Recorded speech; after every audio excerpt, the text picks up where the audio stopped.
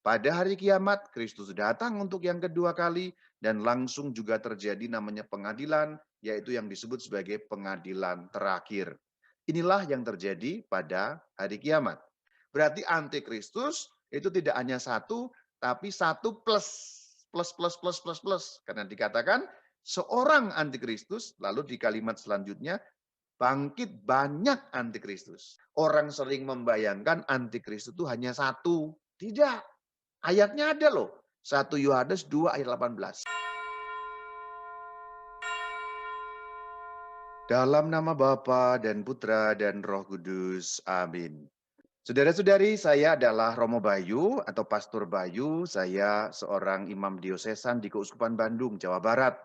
Dan sekarang saya mau bicara mengenai firman Tuhan yang terkait dengan parusia dan antikristus. Mari kita bersama-sama menikmati firman Tuhan, mengunyah firman Tuhan sehingga menjadi bagian dari tubuh rohani kita, sehingga menjadi benih yang baik, sehingga dapat berubah dalam kehidupan yang nyata, sehingga iman kita bertumbuh karena firman Tuhan.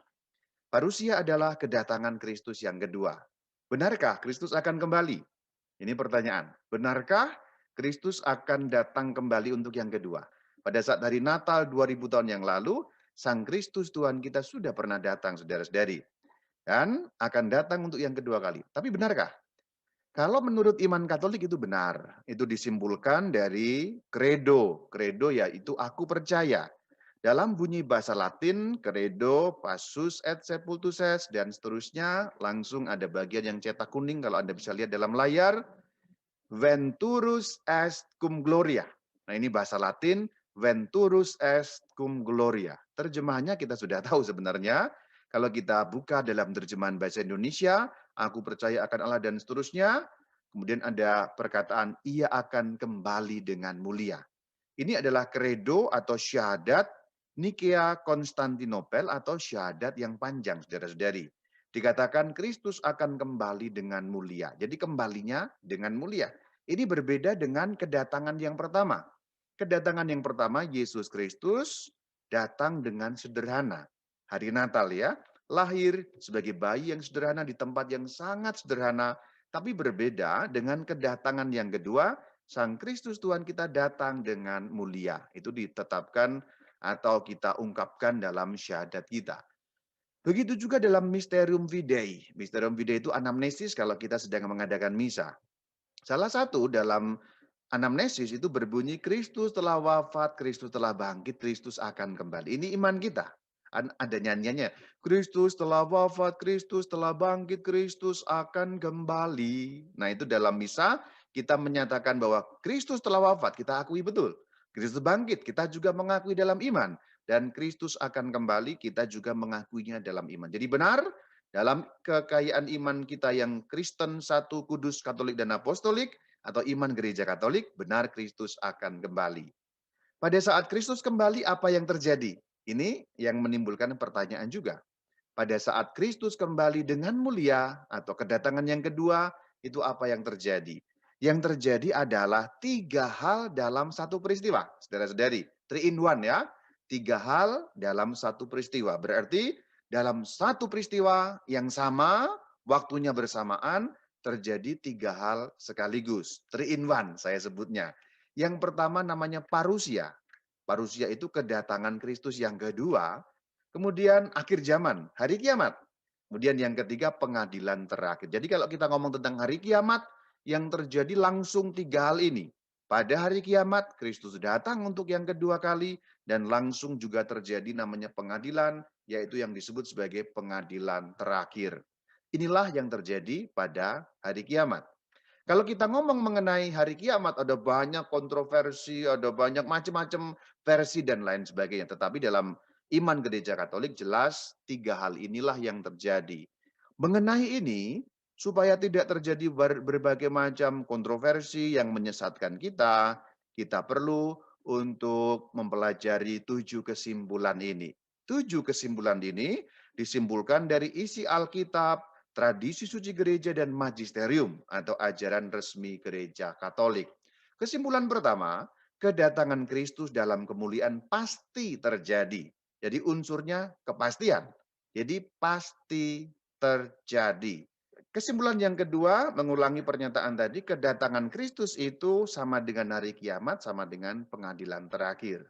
Namun yang ketiga, itu nyambung dengan yang pertama, pasti tetapi kita tidak tahu waktunya, saudara-saudari. Pasti, tapi kita tidak tahu waktunya. Dan yang keempat, akan dialami oleh semua orang. Jadi bukan secara rahasia, juga bukan hanya untuk orang Kristen atau hanya untuk orang Katolik, tidak. Tapi semua manusia. Seluruh orang mengalami kedatangan Kristus yang kedua. Ini beda dengan kedatangan yang pertama. Kalau kedatangan pertama itu hanya beberapa orang yang mengalami dan tahu, tapi ini semua orang. Kemudian yang kelima, bangsa Israel akan percaya Yesus sebagai Mesias. Karena pada kedatangan yang pertama, belum seluruh bangsa Israel percaya. Selanjutnya yang keenam, sebelum kedatangan Kristus, gereja mengalami ujian yang cukup berat. Yang terakhir, kita harus berjaga-jaga seperti firman Sang Kristus, bukan untuk sibuk menghitung-hitung. Atau dalam tanda petik, itu ngitung. Ya, kita nggak boleh sibuk ngitung. Karena apa? Ada banyak kontroversi, ada banyak ajaran yang sibuk menghitung. Itu dalam berbagai macam sekte, itu ada banyak hitung-hitungan seperti itu. Sekte akhir zaman, sekte hari kiamat, yang akan nanti tanggal sekian, hari sekian, tanggal sekian, tahun sekian. Ada banyak sudah menghitung-hitung seperti itu. Dan itu salah dalam arti memang kita tidak tahu waktunya, nyambung dengan yang nomor tiga. Kita nggak boleh ngitung-ngitung dan itu bukan iman Katolik. Maka kalau ada yang ngitung, menetapkan tanggal seperti itu, pasti itu bukan ajaran yang benar. Justru karena Alkitab katakan kita tidak tahu waktunya. Sekarang kita lihat landasan Alkitabiah, artinya firman Tuhan mengenai itu apa. Ini langsung kelihatan. Dalam Matius 25:31, apabila anak manusia berarti Yesus Tuhan kita, datang dalam kemuliaannya, perhatikan, datang dalam kemuliaannya. Dan semua malaikat bersama-sama dengan dia. Semua malaikat bersama dengan dia. Ia akan bersemayam di atas tahta kemuliaan. Jadi betapa mulianya pada saat nanti datang. Kemudian yang kedua, ayat 32, ia akan memisahkan seorang daripada seorang seperti kambing memisahkan domba. Seperti gembala memisahkan domba dari kambing. Ini pengadilan, kan maka dipisahkan. Kemudian yang terakhir ayat 46, ada siksaan kekal untuk untuk kambing-kambing orang-orang jahat, tapi orang benar masuk dalam hidup yang kekal. Ini hari kiamat.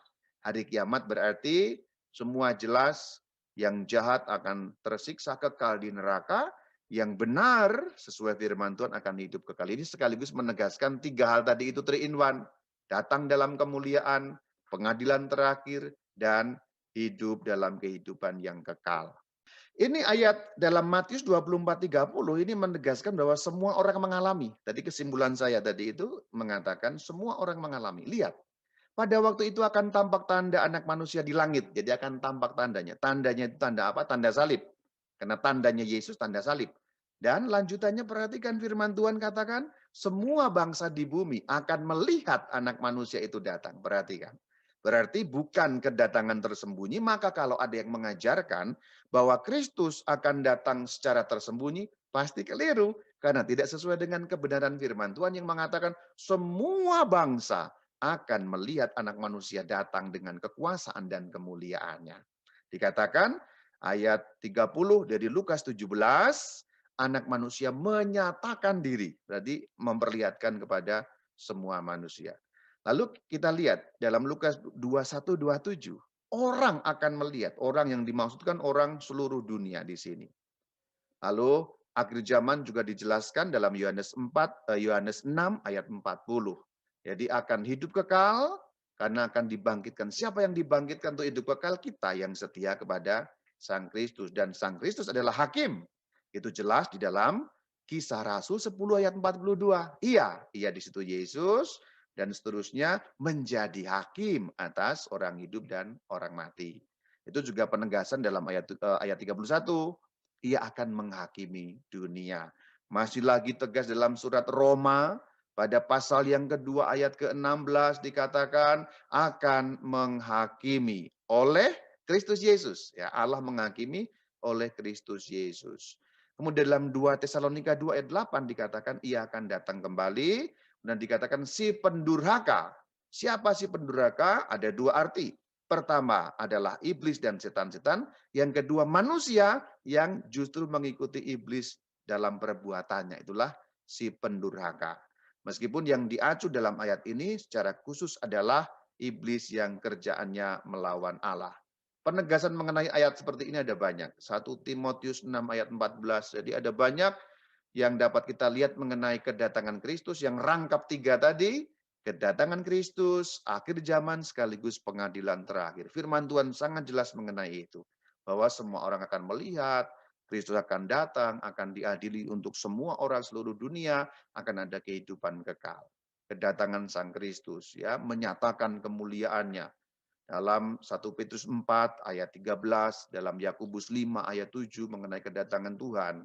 Itu tadi landasan-landasan firman Tuhan yang begitu jelas. Jadi itu saya lihat dengan cepat, tapi terutama sebenarnya ayat yang sangat kunci untuk memahami, saya kembali ke sini, adalah Matius di dalam bab yang ke-25 ayat 31 dan seterusnya. Ini ayat kuncinya. Ayat yang lain itu ayat-ayat pendukung. Jadi Matius 25 ayat 31 yang mengatakan anak manusia datang dalam kemuliaan. Kemudian ayat 32 memisahkan domba dari kambing sebagai perlambang pengadilan terakhir. Dan yang kemudian ayat 46 menggambarkan akhir zaman, hari kiamat, ada siksaan kekal dan hidup kekal. Hidup kekal itu baru ada dalam akhirat, yaitu setelah akhir zaman, dunia ini berakhir. Ini ayat kuncinya. Gereja mengajarkan seperti ini dalam KGK 680. KGK itu apa? Katekismus Gereja Katolik. KGK adalah ajaran resmi gereja. Jadi kalau Anda pengen tahu ajaran gereja Katolik seperti apa persisnya, harus buka KGK. Jangan hanya dengar sana-sini, tapi buktikan langsung dalam KGK, itulah ajaran resmi gereja Katolik. Yang satu, kudus, dan apostolik. Kita lihat. Kristus Tuhan sekarang ini sudah memerintah melalui gereja, tetapi segala sesuatu di dunia ini belum ditaklukkan kepadanya. Kerajaan Kristus baru akan menang sesudah serangan terakhir kekuatan-kekuatan jahat. Berarti kekuatan-kekuatan jahat masih akan menyerang kita untuk terakhir kalinya yang nanti disebut sebagai antikristus. Lalu KGK 681 mengatakan hari pengadilan, pengadilan terakhir, hari kiamat. Kristus akan datang. Itu penegasan yang bagian tadi itu mengatakan bahwa bagaikan gandum dan rumput di ladang yang sama, tapi nanti akan dipisahkan, ditentukan dengan pengadilan. Kemudian dalam 682, masih lanjutannya, dikatakan Kristus yang dimuliakan akan menyingkapkan isi hati yang terdalam. Berarti tidak ada yang mungkin tersembunyi. Artinya, pengadilan Sang Kristus ini pengadilan yang seadil-adilnya. Tidak mempan disogok, saudara-saudari. Tidak mempan disuap. Kalau pengadilan di dunia ini orang masih bisa main suap, pengadilan terakhir tidak mungkin karena menyingkapkan isi hati, tidak bisa bohong, tidak bisa kita menipu, tidak bisa ada yang tersembunyi. Semua disingkapkan isi hati karena Tuhan menguasai segala sesuatu di surga dan di bumi sebagaimana dikatakan dalam KGK 668. Segala kuasa di surga dan di bumi itu dimiliki oleh Sang Kristus. Ini ayat-ayatnya, yaitu landasan firman Tuhannya Efesus 1 ayat 21. Dikatakan Kristus jauh lebih tinggi. Jauh lebih tinggi dari apa? Pemerintah, penguasa, kekuasaan. Bukan hanya di dunia ini saja. Lalu dikatakan, lalu di mana? Juga di dunia yang akan datang, yaitu dunia akhirat kerajaan Allah. Maka kalau kita lihat dalam KGK 673 juga dikatakan, kedatangan Kristus kita tidak tahu waktunya. Itu jelas dalam KGK 673. Kita tidak tahu masa dan waktunya. Kita nggak tahu. Maka sebenarnya ada dua hal yang dapat kita petik yang juga sudah disebut di bagian awal. Kedatangan Kristus pasti, tapi kita tidak tahu waktunya. Kita lihat jelas firman Tuhan dalam Markus 13 ayat 32. Tentang hari dan saat itu tidak seorang pun yang tahu. Jelas sekali saudara-saudari, hanya Bapa yang tahu. Ditegaskan ulang dalam Kisah Rasul 1 ayat 7. Jawabnya di situ, Yesus Tuhan kita, engkau tidak perlu mengetahui masa dan waktu. Tidak perlu. Jadi selain kita tidak tahu, artinya itu objektif, kita tidak tahu. Lalu Tuhan katakan tidak perlu tahu. Jadi bukan hanya tidak tahu itu hal pertama, Yang hal yang kedua tidak perlu tahu. Jadi kita nggak usah hitung-hitung mengenai itu semua. Yang paling penting apa? Adalah ayat dalam firman Tuhan Matius 24 ayat 44. Hendaklah kamu siap sedia. Kenapa? Karena kita tidak tahu. Karena anak manusia datang pada saat yang tidak kamu duga. Ini juga keterangan lain dalam 1 Tesalonika pasal 5 ayat 1 ayat 2. Hari Tuhan datang seperti pencuri. Ini melambangkan ketidaktahuan kita.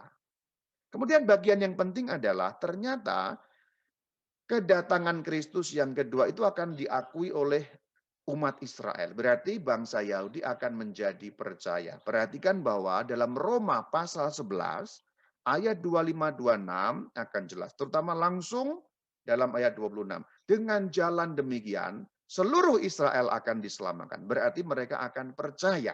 Akan percaya, betul-betul percaya 100% Yesus Kristus adalah Mesias. Apakah sekarang orang Yahudi belum percaya, Romo? Ada yang sudah, tapi sebagian besar belum. Atau lebih tepatnya belum seluruh Israel percaya Yesus adalah Mesias. Namun nanti hari Tuhan datang, maka Israel akan menjadi percaya dan mengakui Yesus Kristus adalah sungguh Sang Mesias. Kenapa? Karena beda dengan kedatangan pertama. Kedatangan pertama itu sederhana, hina dina. Kedatangan yang kedua kemuliaan. Gambaran orang Israel mengenai Mesias itu kemuliaan, saudara-saudari. Ini jelas dalam KGK 674. Masuknya jumlah genap orang Yahudi ke dalam kerajaan Mesias, kerajaan Mesianis. Berarti pada kedatangan Kristus yang kedua, orang Yahudi akan percaya Yesus Kristus adalah Mesias. Namun gereja justru akan mengalami ujian yang terakhir. Kita lihat di dalam KGK 675, gereja harus mengalami ujian yang terakhir, menggoyahkan iman banyak orang. Nah, iman banyak orang itu digoyahkan oleh siapa? Nabi-nabi palsu. Matius 24 ayat 11. Jadi banyak nabi palsu juga zaman now ini, saudara-saudari. Maka kalau Anda dengar renungan, dengar pengajaran firman, jangan buru-buru percaya meskipun mengutip ayat Alkitab. Karena Tuhan sudah katakan banyak nabi palsu. Firman yang benar itu mengikuti firman Tuhan yang dibaca menurut tradisi gereja dan magisterium. Yaitu ajaran gereja Katolik, yaitu gereja yang sungguh-sungguh didirikan langsung asli oleh Sang Kristus. Hanya gereja Katolik itulah dasar kebenaran 100%. Karena hanya gereja Katolik yang didirikan langsung oleh Sang Kristus. Yang lain itu sekte, pecahan dari gereja Katolik dan didirikan oleh manusia yang melepaskan diri dari gereja Kristus yang benar. Apakah berarti ini kesombongan sebagai orang Katolik? Oh, bukan. Bukan kesombongan, tapi pengakuan di mana letaknya kebenaran. Bukan kesombongan. Kita nggak perlu sombong sebagai orang Katolik. Sekte-sekte silakan, tapi kita perlu pilih-pilih karena banyak nabi palsu akan muncul. Nabi palsu yang seperti apa? Yang keluar dari kebenaran. Kebenaran ada di mana? Di gereja Katolik. Kenapa? Karena gereja Katoliklah yang didirikan oleh Sang Kristus sejak zaman para rasul. Engkaulah Petrus, di atas batu karang ini aku akan mendirikan gerejaku. Ada dalam Injil Matius 16 ayat 17 sampai 19. Di situ Sang Kristus mendirikan gereja di atas dasar para rasul. Para rasul digantikan oleh para paus, pemimpin kita. Jadi itulah gereja asli yang didirikan. Tentu saja sekali lagi bukan untuk sombong kita orang Katolik, tapi sesungguhnya kita untuk tahu di mana letaknya kebenaran itu. Lalu nabi-nabi palsu itu akan membelokkan iman kita, membelokkan yang namanya kebohongan religius. KGK 675, kebohongan religius yang paling buruk datang dari antikristus. Antikristus itu disebut nanti di dalam surat Yohanes yang pertama pasal 2 ayat 18. Perhatikan, anak-anakku, waktu ini adalah waktu yang terakhir seperti yang telah kamu dengar. Seorang antikristus akan datang. Sekarang telah bangkit banyak antikristus. Perhatikan bahwa antikristus itu ada dua, saudara-saudari, dua model atau dua hal. Perhatikan bahwa ada pembagian. Yang pertama seorang antikristus. Ini satu berarti. Antikristus yang maha-maha anti. Namun di bagian selanjutnya juga dikatakan banyak antikristus. Berarti antikristus itu tidak hanya satu, tapi satu plus. plus, plus, plus, plus, plus. Karena dikatakan seorang antikristus, lalu di kalimat selanjutnya, bangkit banyak antikristus. Berarti antikristus itu tidak hanya satu.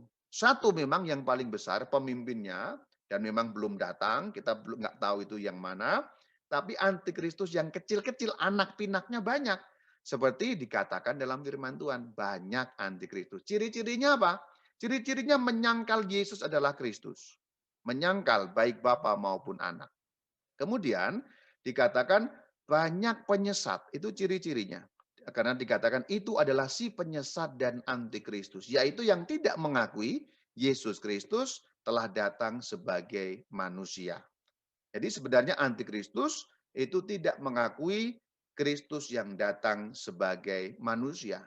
Dan ciri-ciri yang lain dalam surat Yohanes mengatakan bahwa antikristus datang dari kalangan kita, yaitu sebenarnya antikristus itu anggota-anggota kita sendiri. Maksudnya apa?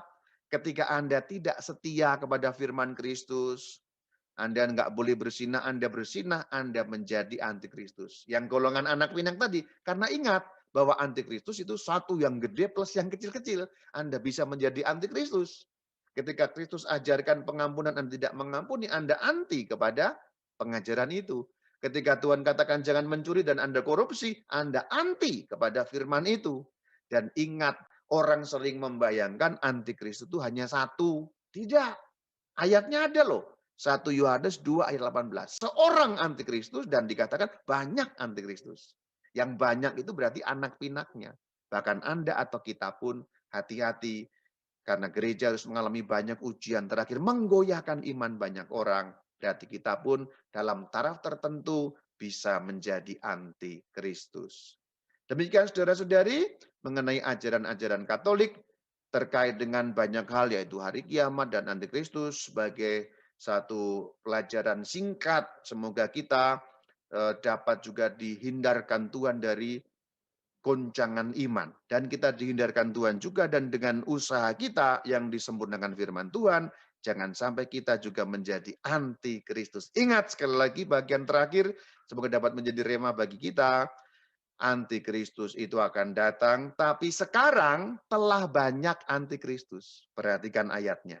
1 Yohanes 2 ayat 18.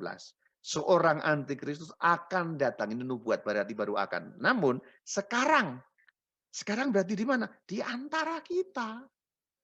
Di antara kita. Banyak antikristus.